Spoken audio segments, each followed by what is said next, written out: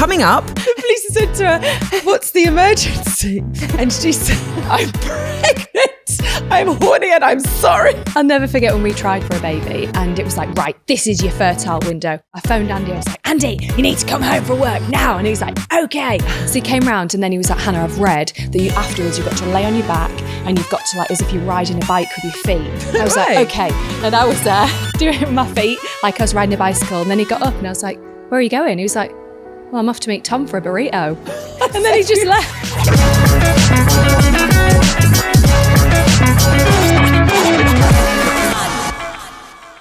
Welcome to No Parental Guidance. I'm Hannah. And I'm Louise. And we've got another round of confessions from our parenting front line. But before we get into our listener fails and confessions, let me tell you something that happened to a friend of mine. Oh dear. A friend of mine was heavily pregnant and lived very close to me. And she messaged me one day saying, can I come over? I've done something. I'm worried. And you know, when you know that your friend's heavily pregnant, you're like, of course, you come get over. The towels ready. Yeah, like, of course, come over. And so she came over, and I was like, what's wrong? And she was like, you know, when you're really horny when you're pregnant. I was like, okay, so everything's fine. I'm like, yeah. I was horny when I was pregnant. She's like, well, I was really horny, and my husband was at work. And his laptop was around. So I started watching some porn. I was like, okay. And she said, something flashed up on her screen that said, FBI warning, what you're watching is extremely illegal and we're watching you and blah, blah, blah. And I said, all right, well, what did you do? So she called 999. The police said to her, what's the emergency? And she went, I'm pregnant, I'm horny and I'm sorry. And the policeman just said, that's not a crime. And then they said to her, look, it's a scam. And we don't actually have the FBI in this country. So they said, just take it to a tech shop and they'll be able to fix it for you. So the next day, her husband took the laptop to the local IT tech shop on the high street. And he had to take one for the team and pretend he was looking at porn. Yeah. So when they fixed it, the porn came flashing back up in the shop and her husband's there just like... this isn't the kind of porn that I watch. But the irony would be there's 10 policemen with their truncheons out. That's and the poor girl, this was her parenting fat before she's even become a parent. But bless her, she was absolutely mortified, and I don't think she's watched porn since. But I bet she has. But because we know the person in question. Yeah, I think she probably has. But did you get horny when you were pregnant? Because I certainly did. It's such a mixed one, because some people are like, oh, I was just so horny. Yeah. There was some days where I was like, oh, I felt a bit friskier, but it was a bit like I put 3 stone on and my belly was massive. Yeah. So if anything was going to happen, I was going to be laid on my side with my pregnancy pillow underneath, yeah, or like a seal from behind. Yeah. Literally like a seal. Yeah, that was the only way I could do it, because I was just. Why did you find you were super? With my first, I was really horny. Were you? I mean, really horny, and Jessie was a bit like, oh, I might, I'm worried I might ruin the baby. I'm like, babe, you're fine. It doesn't go that. It's not that big, babe. No, I mean, it just doesn't go that far. Oh, right. Sorry. I thought you're going in a different direction with that. But no, it doesn't go that far, does it? It's like, he said, is that why kids have dimples? I mean, no, I think he was joking, but no, that's not why babies have dimples. It's not from a penis jabbing. No. I'll never forget when we tried for a baby and I took this medication to get pregnant, and it was like, right, this is your fertile window. I didn't know there was immature sperm and geriatric sperm, so you had to get the sweet spot and do it the right amount of hours between the last. Wow. Yeah, and it was all quite technical. So I phoned Andy. I was like, Andy, you need to come home from work now. And he was like, okay. So he came round and then he was like, Hannah, I've read that afterwards you've got to lay on your back and you've got to, as if you're riding a bike with your feet. I was like, okay. So he went and got a towel, put the towel down, and I was there doing it with my feet like I was riding a bicycle. And then he got up and I was like, where are you going? He was like, well, I'm off to meet Tom for a burrito. And I was like, oh, okay. Where's the intimacy there? And then he just left. And I was just laid there for 20 bicycle. minutes. Yeah. And I did get pregnant that Did time you? with Bradley. Yeah. There you go. Yeah, brilliant. But yeah, that was my little experience of like trying. Yeah. It's a weird thing, because if you don't try and have it scheduled, then it's quite a nice relaxing thing. But it's almost a bit of like, oh, right, we need to try now. Absolutely. And then trying to do that around a window if you've already got a kid. Oh gosh, yeah. And it's like, right, put Peppa Pig on quick. Yeah, quick. No, you're like, I wasn't particularly horny in, I think, my third one. I think it's because I was exhausted. Yeah. But I wasn't as horny. I'd love to know what listeners have to say I about would love it, to know actually if they were horny or not, because there was also a bit like, look what you've done to me. How dare you? Yeah. Like, when your boobs are all veiny and you're like, oh. Some people love being touched. I didn't personally like being touched that much when I was pregnant. Did you like people, like strangers touching your tummy? So I never really experienced that. I know some people say it's like, oh, people come up to you and touch your bum. I do ask permission first before if I see a pregnant lady, I do say, can I touch your tummy? Yeah. And they'll say yes or no. And I do. I love feeling a pregnant tummy. Yeah. I love it. But some people like hate it, don't they? Some people hate it, yeah. And some people hate touching it and some people hate being touched. Yeah. And of course, everyone's got their own preference, but I'm always like, can I touch your baby? It's lovely. I bet your friend loved it that was watching porn, didn't she? You're around asking anyone to touch her. I'm going to phone the police. As they come around. Can you imagine though, just to go back to that story, because I just can't get this vision out of my head of like Kev on the desk at the local police station. They'd be like, hell, we've got a woman here. She's watching porn and she's horny. She's phoning the FBI or something. I do wonder if I was hornier with my first because I was growing a penis inside me. So does that extra testosterone, does that make it like, whereas with my daughter, I didn't feel as horny. I don't know if that's a thing.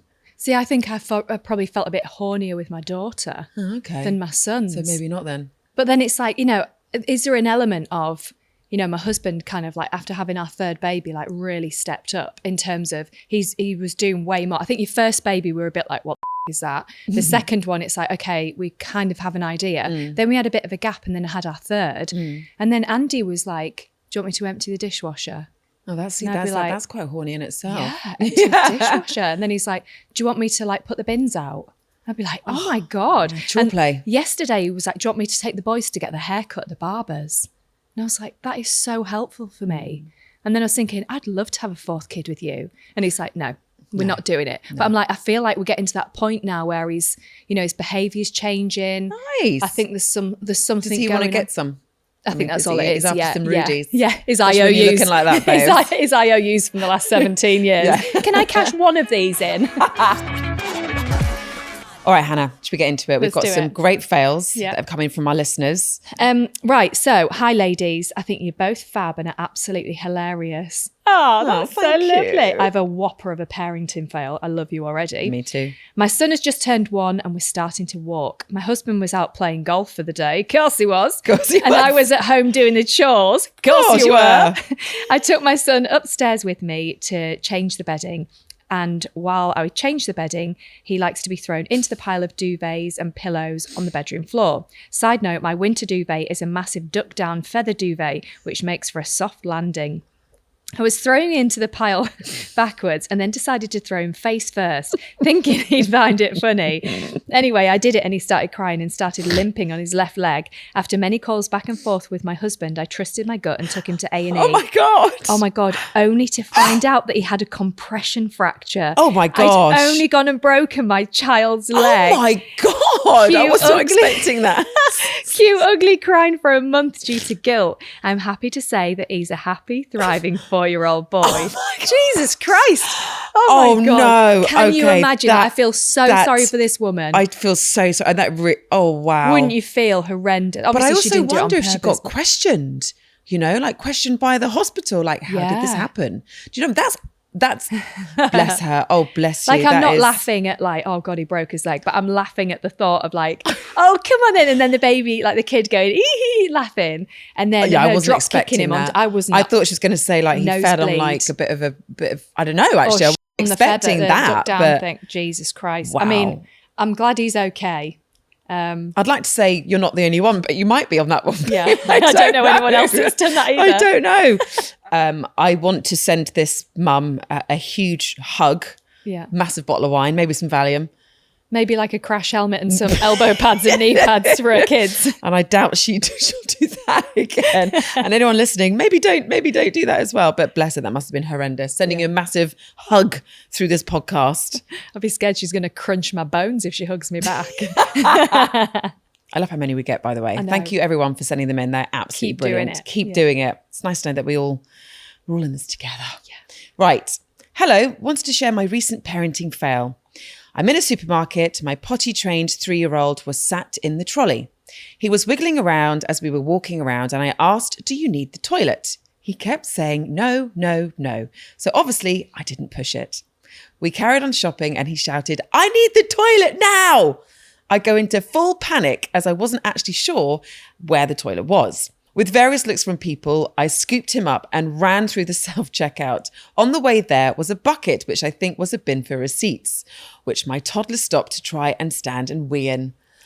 Oh, wow. Bless him. That is stressful. Especially because as a parent, you're like, do you need the toilet? Before we start, you try and be really organised. You've got everything in the car. And then you think you go to the supermarket. If you don't take that nappy bag in with you or with a change of clothing, it's like you need that pretty much until they go to primary school. Like my friends laugh at me now and they're like, why have you still got a nappy bag? And it's like, because my daughter's in nappies. Oh, so she's 2. And she's 2. And it's like if your kid himself, I've got you covered. Exactly. Don't you worry about it. Yeah. And I remember Bradley, I'd done that whole, do you need the toilet? Do you need the toilet? There's a toilet here. And they're never halfway around the shop. It's either you've got to go at the beginning or then you have to go the whole way around the shop, through the tills, then back to the beginning. So he was like, I need the toilet. And I was like, okay, let's go to the toilet. So we were running back and he was like, it's going to come out. So I was like, it's fine, just hold it. I was like, squeeze your bum hole really tight. Squeeze it, like a pelvic floor muscle, squeeze it. And then we got to the desk and I was like, oh, excuse me, could you just direct me? Are the toilets over there? And she was like, toilets aren't working. And I was like, okay. I was like, do you have a staff toilet? And there was a staff toilet just there. And she was like, we can't let the public in there. And I was like, would it be possible just on this one occasion, my son's about to himself, could we just use that toilet? And at that point I looked at Bradley and he was like, ugh! And I was like, he's doing it. Wow. So we stood there and I didn't know what to do. I felt like I stood there and just stared at him and watched him just poo his own pants. And it felt like that was, which is what he did. It was like a 5-minute thing. And do the face as well. And then I just and then I just picked him up and I left my shopping and I was like, well, obviously I'm not going to get that. And I just carried him out to the car. And then I had that. Did this lady see you do that? Yeah, she just stood there and watched the whole thing, but she's like, you can't use. And then she was like, well, he's done it now. Oh, crikey. And I was so embarrassed. Yeah, well, it is embarrassing, isn't it? And I think it's that the kid doesn't really care. And he was really upset because he's like, it's really hot, mummy. Oh, yeah, it gets hot. It's like molten. I was like, well, you're not going to have to f***ing clean it in the car, are you? So I had to, stand there and then it's trying to scoop a pair of pants down the legs without it scuffing down. It's awful. And then because they're not eating like liquids, it's like solid. It's poo. It's offensive. Yeah, it is. My daughter is now, we've started doing, when she says she needs the loo in a public place. Yeah. In a restaurant or, if the loos are nearby, I say, okay, you can go by yourself. And I let her go by herself. Yeah. Mainly because she says it all the time. And I feel like and it's a game. And then I'm constantly going to the loo with her and she does nothing. Yeah. So I'm like, you go by yourself and I'll just stay here. And then she managed to lock herself in the toilet. Oh, no. And this was actually at our local football club. And the toilets there are not nice. They're not nice. The floor is disgusting. There's everywhere. There's mud everywhere. So I had to, it was one of those toilets where you have the gap underneath. Yeah. So I'm on the floor. You're not. I'm on the floor and I'm sliding underneath and I can't quite get under, but I'm sliding. Oh, Louise. And I've got my hand up there going, just do this, undo the lock. And then as I'm on the floor, lying in and mud and actually makes me want to gag. As I'm lying there trying to open up the door for my daughter, who's loving it, by the way, this lady comes in and she's like, I follow you on Instagram. And I'm like, well, this is my life and want help? Yeah, so now I don't do that anymore. I just still take her to the loo because I just thought, you know what, we're not ready. We're not ready. And did this. she just kind of go? I actually do think she knows how to do it. And like looking back, I'm like, did she do that just because I wouldn't go with her to the loo? And then it took longer than normal in the loo. So then I go in and Mummy, I can't get out. So that you panic. You have that false sense of security though when kids are like, do you know what, I'm going to give them a bit more responsibility. Like on holiday, we said to Bradley and Logan, right, the toilets are just there. Do you want to go on your own? Because I was having a glass of Savvy Bee. So I was like, go on, off. And they said, I was like, just wash your hands after. And they were there for ages. So my husband went in and they'd got all the napkins. And on holiday, they'd sort of like folded them. They'd put water on like half of the napkins out the bucket and they were soaking. And my husband came out and he was like, for God's sake. I was like, right, you're not doing that again. And then we got another glass and I was like, right, you can go one more time. This is it though, if you don't do it properly. And then they were okay. But they just want that independence, don't they? They do. But even my 10-year-old, he was like this lady says in her fail, when your kid needs to go to the toilet because they do the whole fidget thing. Yeah. You're like, do you need to go to the loo? No, I'm fine. They're like this. Do you need to go? No, I'm fine. My 10-year-old does it. And then I'm like, Sonny, go to the loo. Yeah. And he's like, okay. So we'll pause the TV. We'll all stop talking and freeze time just so you can go and have a wee before you wet yourself. Yeah. So I do feel for that lady because that is not fun. My husband did that before he proposed to me. He was like really fidgety and I was like, Andy, do you need a poo? And he was like, no. I was like, do you need a wee? So he's like, yeah. So he went and weed in a bush. And I was like, you all right? Because we're having this romantic dinner on the beach. Oh. And I was like, are you okay tonight, Andy? You seem a little bit. And he was like, I'm absolutely fine. He was like, I'm just going to try and wee one more time. Wow. And I was like, bless him. But that's an adult. And then he proposed to me. I was like, oh, that's lovely. So never should you yourself. Yeah, literally nearly wet yourself on me. Right, so the next fail, we've got, hi there. I love the podcast. Oh, we love you. I'm listening all the way from Wales, Pembrokeshire. I thought I would give you my parenting fail / wife fail. Now, I'm happy for you to share it, but please may I remain anonymous. Absolutely. Oh, God. Right, so I'm a mum of 4 kids. Wow. 10, 8, 4 and 6 months. Wow. So I thought it was a great idea on the weekend to get the kids helping out cleaning the car. So that's all great. I promised them a stop on the next journey to the shops for sweets. So we're all happy, filling bags of rubbish. I was popping in and out of the house trying to feed the 6-month-old who's teething and having a screaming fit.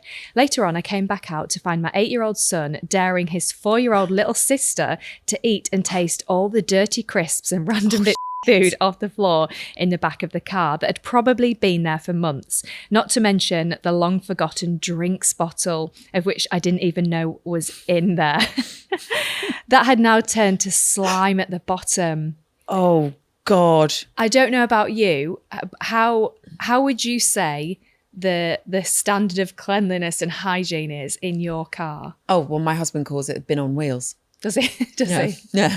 And are you bothered by that? No. Yeah.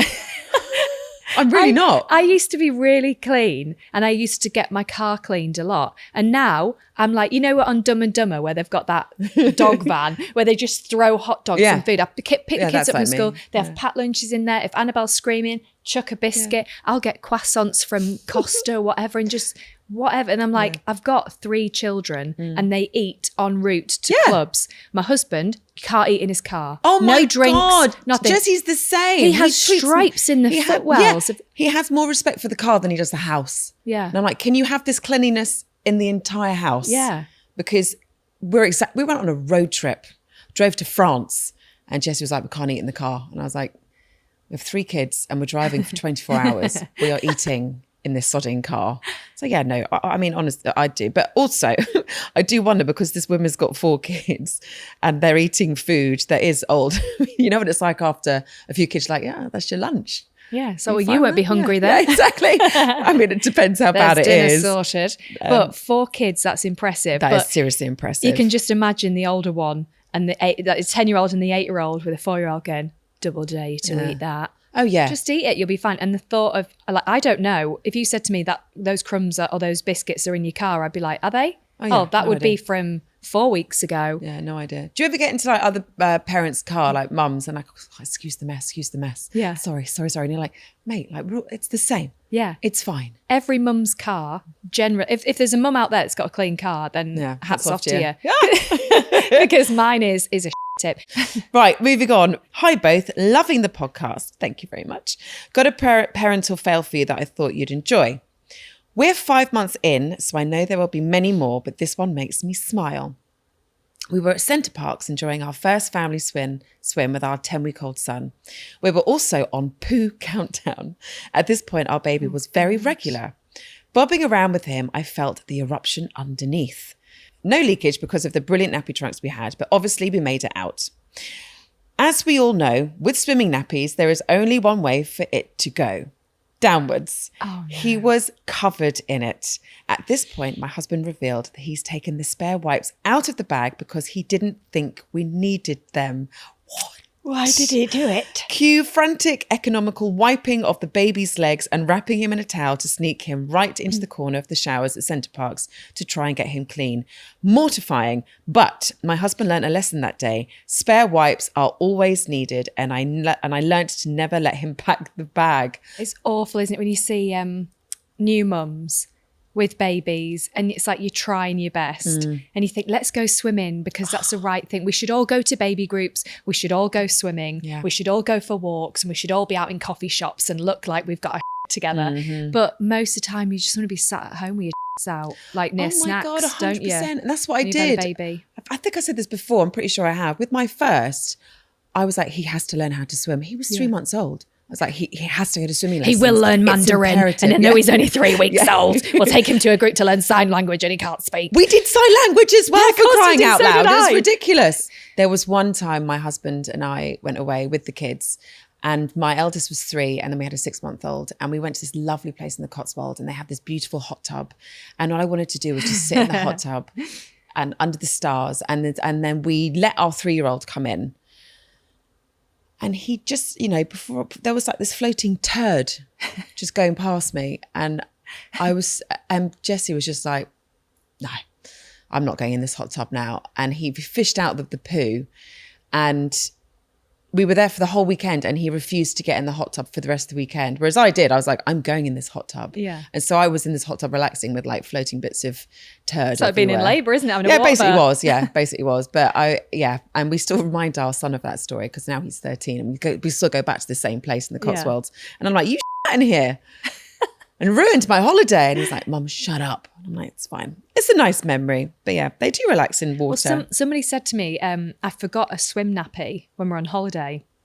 So I've got the disposable ones and it was wet and I left it in the room and I was like, oh no, what am I going to do? And a woman said to me, just get a normal nappy and you just pull out the insert.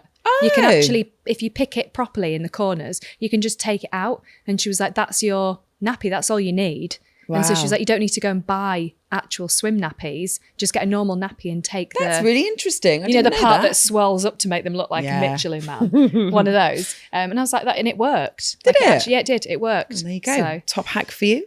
Right. Okay. Moving on. God. Parenting fail alert. Just listening to your podcast with David Gandy when he spoke about his daughter having a wild wee, and it reminded me of a parenting fail I wanted to share with you two amazing ladies.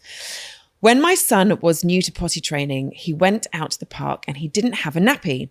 He did the urgent mummy, wee. Now look, and I thought, shit, okay, I'll have to do a wild one.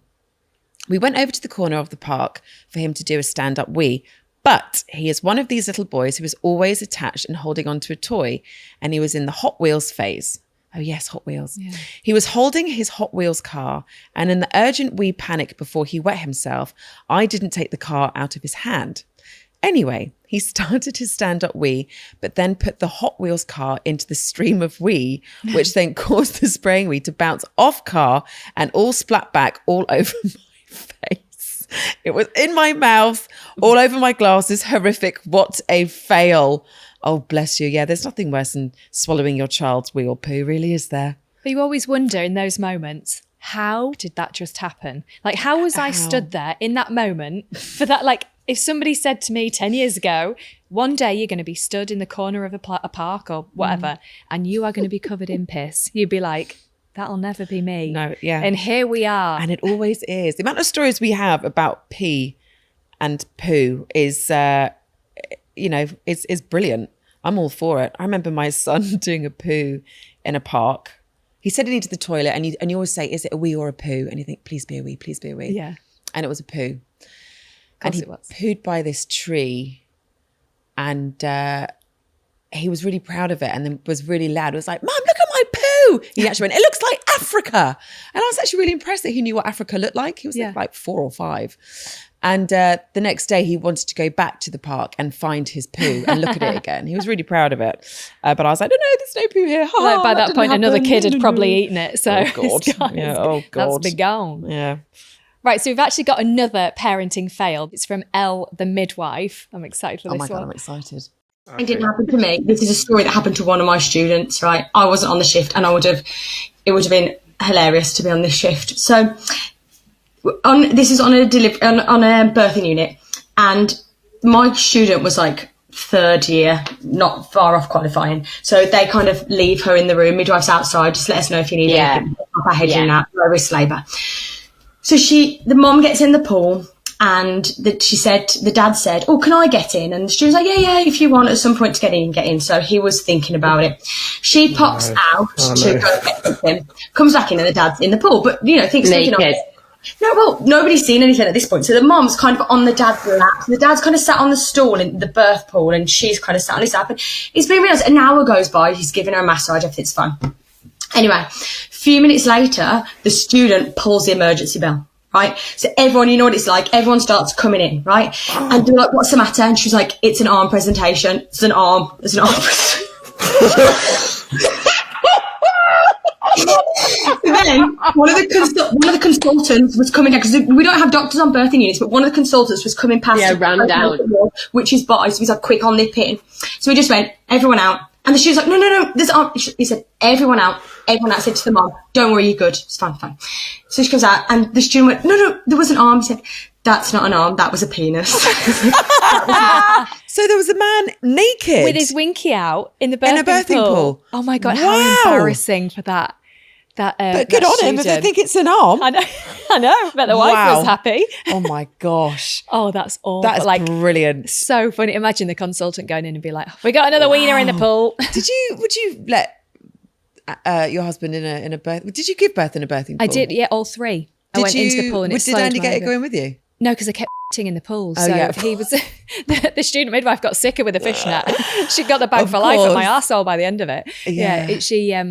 He was just like, I don't feel that I want to get in there with you. Yeah, I'm okay. Yes, I think looking back, I would have liked Jessie in there with me, but again, I was pooing, like Jessie described it as like toothpaste coming out. It is though, which isn't that attractive to get into water. Well, that's it for our parenting fails this week. Love them. As always, I love them. And guys, please like, subscribe, share, spread the word for our podcast, No Parental Guidance. It's a safe space for you to feel seen and heard and not alone. Tell us all your gossip. Yeah. We love it. Yeah, no judgment here, ladies. See you next week. Bye. See you next week. Bye.